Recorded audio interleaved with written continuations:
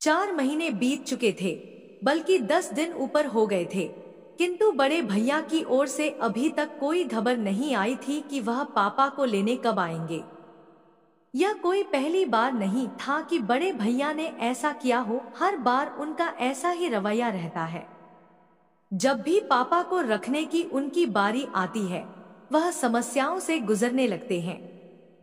कभी भाभी की तबीयत खराब हो जाती है, कभी ऑफिस का काम बढ़ जाता है और उनकी छुट्टी कैंसिल हो जाती है। विवश होकर मुझे ही पापा को छोड़ने मुंबई जाना पड़ता है। हमेशा की तरह इस बार भी पापा की जाने की इच्छा नहीं थी, किंतु मैंने इस ओर ध्यान नहीं दिया और उनका व अपना मुंबई का रिजर्वेशन करवा लिया। दिल्ली मुंबई राजधानी एक्सप्रेस अपने टाइम पर थी। सेकंड एसी की निचली बर्थ पर पापा को बैठाकर सामने की बर्थ पर मैं भी बैठ गया। साथ वाली सीट पर एक सज्जन पहले से विराजमान थे, बाकी बर्थ खाली थी। कुछ ही देर में ट्रेन चल पड़ी।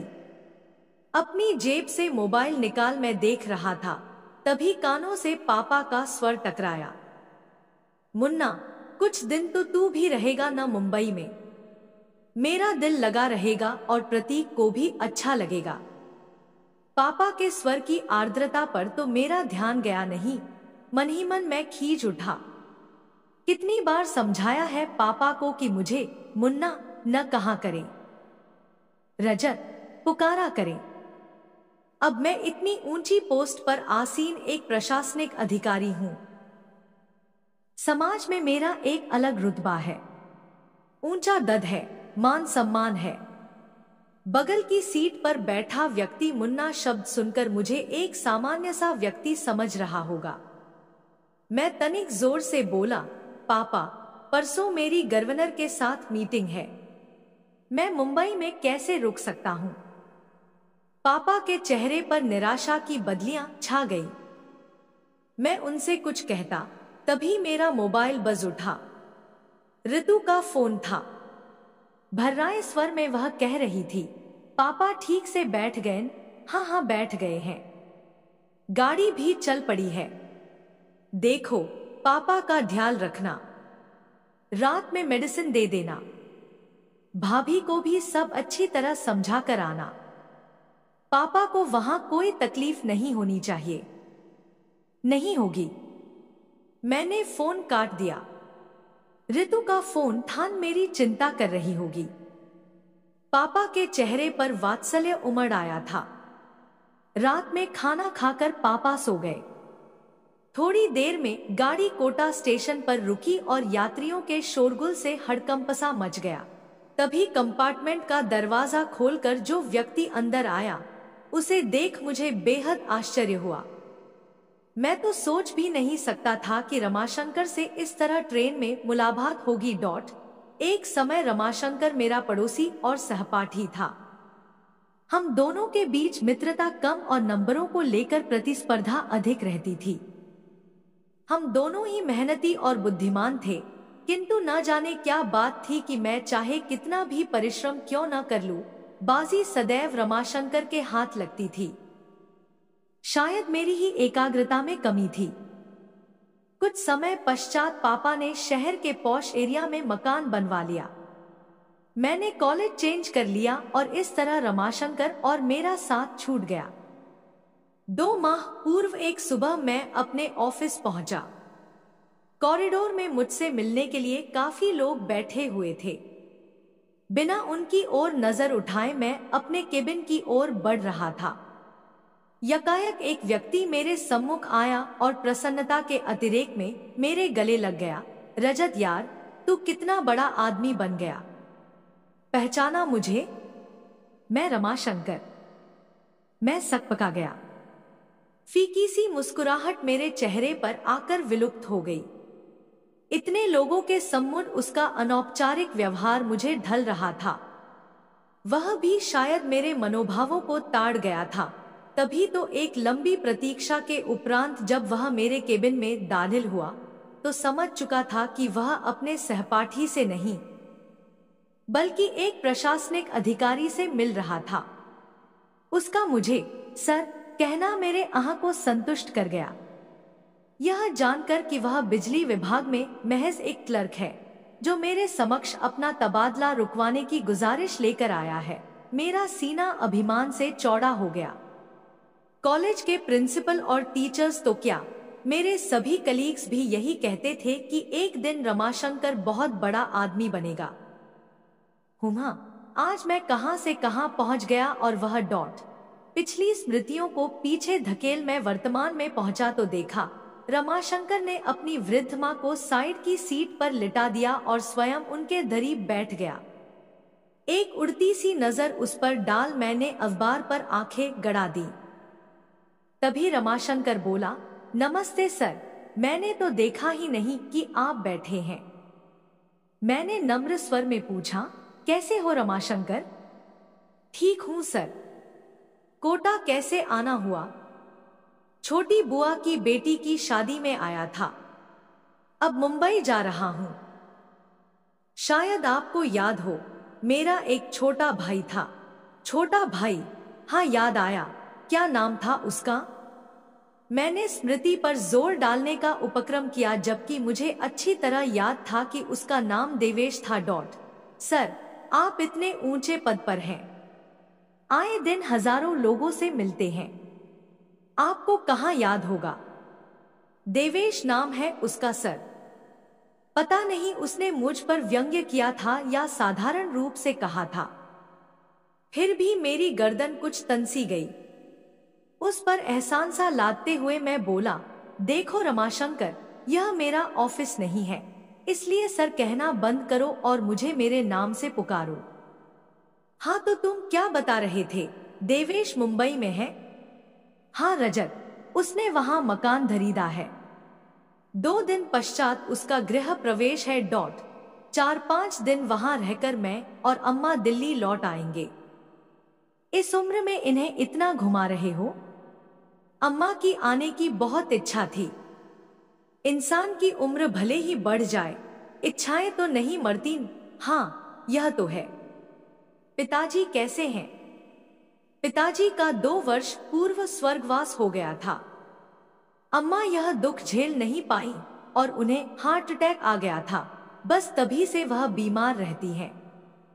अब तो अल्जाइमर भी बढ़ गया है, तब तो उन्हें संभालना मुश्किल होता होगा। क्या करते हो? 6-6 महीने दोनों भाई रखते होंगे। ऐसा पूछकर मैं शायद अपने मन को तसल्ली दे रहा था। आशा के विपरीत रमाशंकर बोला, नहीं नहीं, मैं तो ऐसा सोच भी नहीं सकता। अम्मा शुरू से दिल्ली में रही हैं, उनका कहीं और मन लगना मुश्किल है। मैं नहीं चाहता इस उम्र में उनकी स्थिति पेंडुलम जैसी हो जाए, कभी इधर तो कभी उधर। कितनी पीड़ा होगी उन्हें यह देखकर कि पिताजी के जाते ही उनका कोई घर ही नहीं रहा, वह हम पर बोझ है। मैं मुस्कुराया, रमाशंकर, इंसान को थोड़ा व्यावहारिक भी होना चाहिए। जीवन में सिर्फ भावुकता से काम नहीं चलता है। अक्सर इंसान दायित्व उठाते उठाते थक जाता है और तब ये विचार मन को उद्वेलित करने लगते हैं कि अकेले हम ही क्यों माँ बाप की सेवा करें, दूसरा क्यों न करे। पता नहीं रजत, मैं जरा पुराने विचारों का इंसान हूं। मेरा तो यह मानना है कि हर इंसान की करनी उसके साथ है। कोई भी काम मुश्किल तभी लगता है जब उसे बोझ समझकर किया जाए। माँ बाप क्या कभी अपने बच्चों को बोझ समझते हैं? आधे अधूरे कर्तव्यों में कभी आस्था नहीं होती रजत, मात्र औपचारिकता होती है। और सबसे बड़ी बात, जाने अनजाने हमारे कर्म ही तो संस्कार बनकर हमारे बच्चों के द्वारा हमारे सम्मुख आते हैं। समय रहते यह छोटी सी बात इंसान की समझ में आ जाए तो उसका बुढ़ापा भी संवर जाए। मुझे ऐसा लगा मानो रमाशंकर ने मेरे मुख पर तमाचा जड़ दिया हो। मैं शब्द मौन सोने का उपक्रम करने लगा, किंतु नींद मेरी आंखों से अब कोसों दूर हो चुकी थी। रमाशंकर की बातें मेरे दिलोदिमाग में हथौड़े बरसा रही थी। इतने वर्षों से संचित किया हुआ अभिमान पल भर में चूर चूर हो गया था। प्रशासनिक परीक्षा की तैयारी के लिए इतनी मोटी मोटी किताबें पढ़ता रहा, किंतु पापा के मन की संवेदनाओं को, उनके हृदय की पीड़ा को नहीं पढ़ सका। क्या इतना बड़ा मुझाम मैंने सिर्फ अपनी मेहनत के बल पर पाया है? नहीं, इसके पीछे पापा मम्मी की वर्षों की तपस्या निहित है। आखिर उन्होंने ही तो मेरी आंखों को सपने देखने सिखाए, जीवन में कुछ कर दिखाने की प्रेरणा दी। रात्रि में जब मैं देर तक पढ़ता था तो पापा भी मेरे साथ जागते थे कि कहीं मुझे नींद न आ जाए। मेरे इस लक्ष्य को हासिल करने में पापा हर कदम पर मेरे साथ रहे और आज जब पापा को मेरे साथ की जरूरत है तो मैं व्यावहारिकता का सहारा ले रहा हूँ। 2 वर्ष पूर्व की स्मृति मन पर दस्तक दे रही थी। सीवियर हार्ट अटैक आने के बाद मम्मी बीमार रहने लगी थी। एक शाम ऑफिस से लौटकर मैं पापा मम्मी के बेडरूम में जा रहा था, तभी अंदर से आती आवाज से मेरे पांव ठिठक गए। मम्मी पापा से कह रही थी, इस दुनिया में जो आया है वह जाएगा भी, कोई पहले तो कोई बाद में।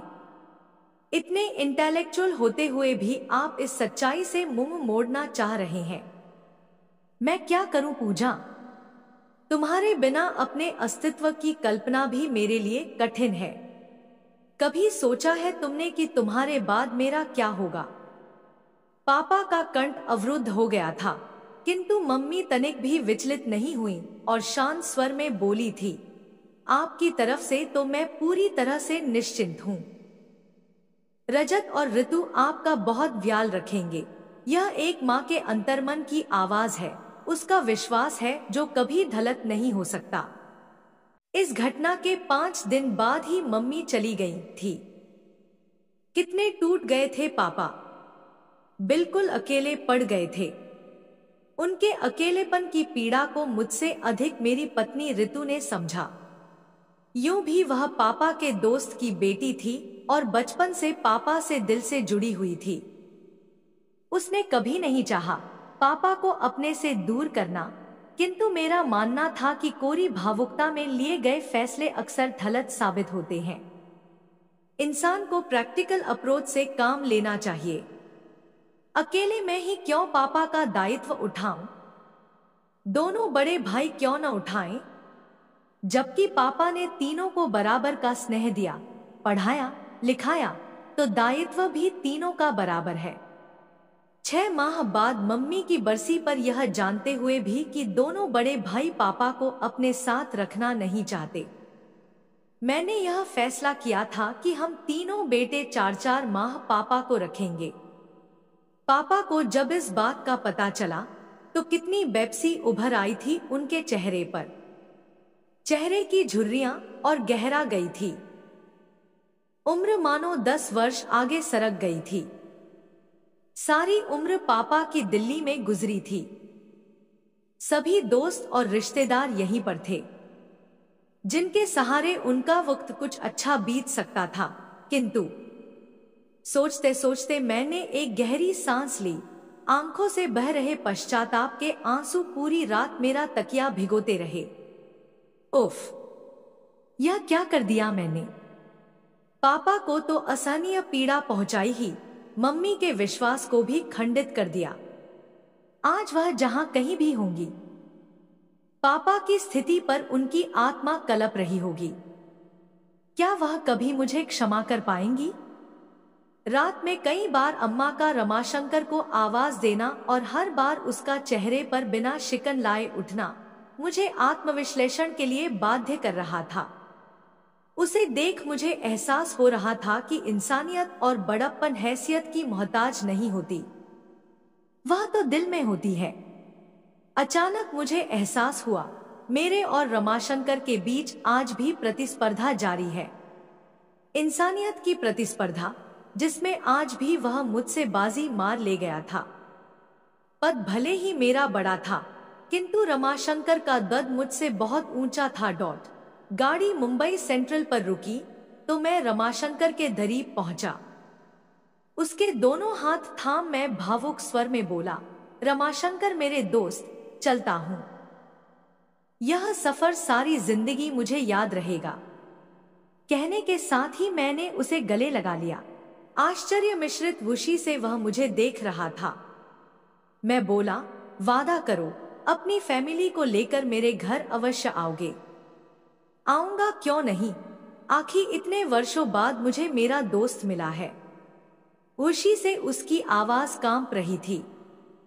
अटैची उठाए पापा के साथ मैं नीचे उतर गया। स्टेशन के बाहर मैंने टैक्सी पकड़ी और ड्राइवर से एयरपोर्ट चलने को कहा। पापा हैरत से बोले, एयरपोर्ट क्यों?